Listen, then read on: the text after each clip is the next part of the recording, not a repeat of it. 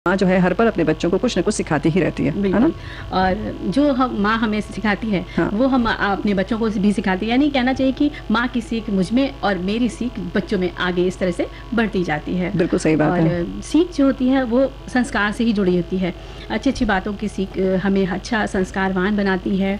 और माँ ही बच्चों की कहते हैं प्रथम गुरु है। और बच्चा माँ के सबसे करीब होता है ना बुआ, तो वो माँ के साथ खेल खेल में, बातों बातों में, या जो माँ उससे किस्से कहानियाँ पास में लिटा करके सुनाती है, तो बहुत सी ज्ञान वाली बातें वो किस्से कहानियों के द्वारा, बातों के द्वारा बच्चों को सिखाती जाती है। बिल्कुल सही बात है। बच्चे अपने आप सीखते भी रहते हैं। माँ बच्चों की पहली टीचर दोस्त होती है, एक माँ ही होती है जो अपने बच्चे को समझती भी है और उसकी मुश्किलों में साथ भी देती है। और यूं ही नहीं, माँ को भगवान का दर्जा दिया गया है। इस रिश्ते में बहुत कुछ खास होता है जिसे हम नकार नहीं सकते हैं। वैसे तो बच्चे अपने आसपास में हर व्यक्ति से कुछ ना कुछ सीखते हैं, लेकिन कुछ ऐसी चीज़ें हैं जो उन्हें केवल माँ से ही सीखने को मिलता है। बिल्कुल। और माँ की सीख जो है वो हमारा जो जीवन है वो बहुत ही आसान बना देती है। और जीवन में जितनी कैसी भी समस्याएं आए, माँ जो है वो चुटकियों में उसका हल निकाल देती है। और वो तरीके बशर्ते हम माँ से पूछें। हाँ, माँ से पूछें। और माँ है तो माँ से पूछेंगे, नहीं माँ अगर आपकी दूर है तो फिर आपकी जो वो सीख उन्होंने दी है तो वो भी आपके आगे के जीवन में बड़े होते होते काम ही आती है। ऐसा यूं तो ऐसा लगता है कि उंगली पकड़ के चलना सिखाती है, लेकिन चलना जब आ जाता है तो हमें खुद ब खुद अपना रास्ता तय करने के लिए जो है ना, कहती हैं आत्मनिर्भर माँ ही बनाती है। वो हमें इस तरीके से, अगर अच्छी माँ है, माँ तो वैसे अच्छी होती है, लेकिन जिस ढंग से अगर परवरिश अच्छे तरह की तो यूं समझिए कि आपको खुद ब खुद अपना रास्ता जो है मिलता चला जाता है। आपको पता होता है कि किस राह पर आपको चलना है, कौन सा रास्ता सत्य का है, कौन सा असत्य का है, क्या अच्छा है, क्या बुरा है, किस रास्ते पर हमें चलना है, किस रास्ते पर हमें नहीं चलना है। ये भी जो है वो सबक माँ से मिलता है। बिल्कुल। और माँ जो है वो बच्चों की एक दोस्त की तरह होती है। वो इतनी अच्छी से दोस्ती कर लेती हैं कि बच्चे चाहते हैं कि उनका बच्चा हर चीज़ उनसे बताए, और बच्चे को बताना भी चाहिए। और माँ के पास ज़्यादा से ज़्यादा वक्त बिताना चाहिए, जिससे कि आप उनसे बहुत सारी बातें सीख सकें। माँ साफ सफाई भी सिखाती है, ईमानदारी भी सिखाती है, अनुशासन जो कहते हैं बच्चों को वो सिखाती है, बातों बातों में समय पर काम करना सिखाती है। माँ को बचपन से काम करते, बात करते बच्चे जैसा देखते हैं उससे उन्हें बचपन से ही सीख मिलने लगती है। बच्चों के सामने सतर्क रहना चाहिए।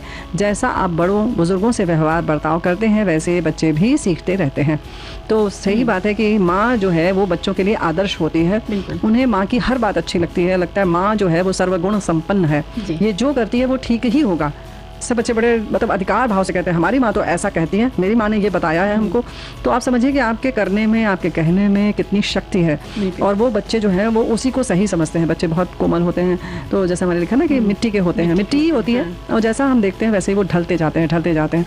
तो एक अच्छा जो है हमें जो है सबक बच्चों के सामने रखना चाहिए, या जो भी आदर्श है वो प्रस्तुत करना चाहिए। और इसी तरह लिखते हैं कि माँ हमारी सबसे पहले शिक्षक होती है।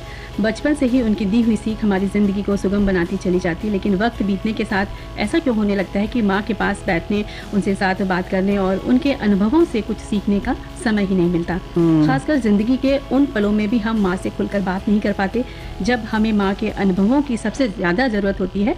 ऐसे में माँ की बात को हर उम्र में ध्यान से सुनना चाहिए। उनकी ज़िंदगी हमारे लिए प्रेरणादायक होती है। वो हमें हमसे ज़्यादा समझती है। माँ ही है जो हर उलझन को सुलझा सकती है। मेरी माँ ने मुझे विवाह के समय एक सीख दी थी कि एक चुप 100 बला को टालता है। और उनकी जो है सीख ने मेरे जीवन की दिशा को ही बदल दिया। आज मैं संयुक्त परिवार में रहती हूँ और जीवन के 37 वर्ष बीत चुके हैं। हमें लगता है विवाह की इन्होंने बात की है कि विवाह को 37 वर्ष हो गए और बड़े अच्छे से ये रह रही हैं। बहुत प्यारी बात आपने लिखी है। और ये वही बात है ना कि माँ ने तो बता दिया, लेकिन हम उसको किस तरह से गांठ बांध के रखते हैं और कैसे अपना जीवन सफल बनाते हैं। बिल्कुल। माँ तो समपूज है और अपने बच्चों की प्राथमिक पाठशाला है। उसके सिखाए आरंभ से ही तो हमारे प्रारंभ हुआ करते हैं। फिर भले ही हम माँ के सम्मान में अपने योगदान दें, किंतु उनके सीख पर ज्ञान का कोई मोल नहीं दे सकते हैं। इसी कारण कहा गया है कि सबके ऋण से भले ही उऋण हो जाए, लेकिन माँ के ऋण से उऋण हो ही नहीं सकते। आज वो नहीं है, लेकिन उनके लिए श्रद्धा विनम्र श्रद्धांजलि। और भाई ये बात बिल्कुल सही है, श्रद्धांजलि आपने दी। और ये सम्मान की बात है। परिवार के छोटे बच्चों को बार बार हाथ धोते हुए देख रही थी, हमारी साथी ने साझा किया अपनी याद। तो घर में भीड़ ज़्यादा थी, तो मैं पूछी बार बार क्यों हाथ धो रहे हो? तो उसने कहा कि मम्मा ने कहा है कि लोगों से मिलना जुलना होने पर अपना हैंड को वॉश कर लिया करो, इससे इन्फेक्शन नहीं होगा। इससे जो भी उसे टच करते थे वो कभी वॉश बेसिन पर उचक कर, कभी अपने पीने वाले वाटर बॉटल से अपने हाथों को धो रहा था। मेरा मन विचलित इसलिए नहीं हुआ, इतने छोटे बच्चों को इतना क्या हाथ धुलना। पर माँ उनकी बोली कि मैं इन्हें सिखाया है, तो भाई माँ जब सिखा देती है तो बच्चों के लिए वो पत्थर की लकीर हो जाती है ना। बहुत अच्छे से याद है। और इसी तरह संदेश में लिखते हैं कि माँ ही है जो बच्चों को भगवान से रिश्ता जोड़ना सिखाती है, हमें आध्यात्मिक बनाती है और इससे हमें सकारात्मक ऊर्जा, आत्मविश्वास बढ़ता है, जो माँ बच्चों को सिखाती है। हाँ, या यूँ कह सकते हैं कि एक आत्मबोध कराना, या कहते हैं ना कि जागृत करती है, चेतना जो होती है हमारी अपनी, कि कैसे हमारी चेतना जागृत हो, हम देख सके कि हमारे आसपास क्या हो रहा है। जैसे पर्यावरण की बात है तो अगर माँ खुद सजग है या वो दिखाती है कि देखो बेटा ये देखो कैसे ये कोपल फूट रही है, कैसे ये बीज से देखो पौधा बन रहा है, बीज बो के अगर दिखा देती है तो बच्चे को बिल्कुल मतलब व्यावहारिक ज्ञान हो जाता है। या यूँ कहें कि ज़िंदगी का फ़लसफ़ा है, तो अगर आप कहीं रास्ते में जा रहे हैं, अभी जैसे ठंड के दिन आ रहे हैं, तो आप दिखाइए कि कैसे जिनके पास कुछ नहीं है वो, हम बहुत 2-4 रज़ाई भी शायद कुछ लोग ओढ़ रहे हैं, 2 और हीटर भी चला रहे हैं, लेकिन वो एक कंबल में अपनी रात गुजार रहे हैं ज़मीन पर सोकर। तो ये सब चीज़ें हम दिखा सकते हैं कि देखो कैसे अभाव में लोग जीते हैं और हमारे पास भावना से जोड़ सकती है जी, और कितनी मतलब हम कितने संपन्न हैं और फिर भी हम परेशान हो रहे हैं। तो ये हम बच्चों में सिखा सकते हैं कि संवेदनशील बने उनके लिए। दूसरा ये कि आप अगर जितनी भी सुविधा में हैं तो आप या कम सुविधा है, कभी कोई चीज़ कम है तो आप उसमें परेशान ना हो, क्योंकि दिखाएं कि हमसे ज़्यादा देखो परेशान लोग हैं दुनिया में। बिल्कुल, ये बात बिल्कुल सही है कि इस तरह से बच्चों के अंदर जब बातें सिखाई जाती है तो बच्चे समय आने पर जब उनको दिखता है तो उनके अंदर भी एक दया, ममता की भावना, दूसरे के प्रति, सम्मान के प्रति जागृत होती है। और ये जब होती है, जब किसी के प्रति सम्मान की भावना या संवेदनशील होते हैं, तो जब उनके पास मौका आता है तो वो एक समाज सुधारक बनते हैं या समाज सेवक बनते हैं, है ना। खुद समाज में आकर उनके लिए कुछ करने की उनके में इच्छा होती है, ललक होती है।